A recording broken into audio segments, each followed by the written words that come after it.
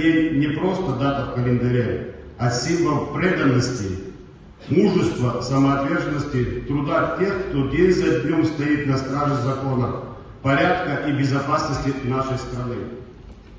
Органы внутренних дел Республики Абхазия имеют богатую историю, закаленную в испытаниях.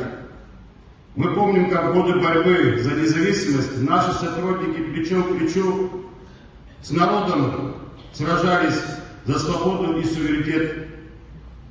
Многие из вас, дорогие ветераны, были на передовой тех героических событий. Указом президента удостоены высшей награды Герои Абхазии. Важно помнить о тех, кто отдал свою жизнь за нашу Родину. Прошу почтить память минутой молчания.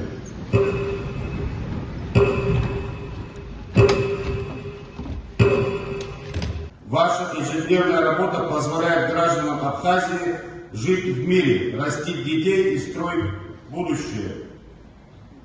Мы также активно развиваем международное сотрудничество, обмениваемся опытом с коллегами из дружественных стран, что укрепляет наши позиции в глобальной борьбе с вызовами современности.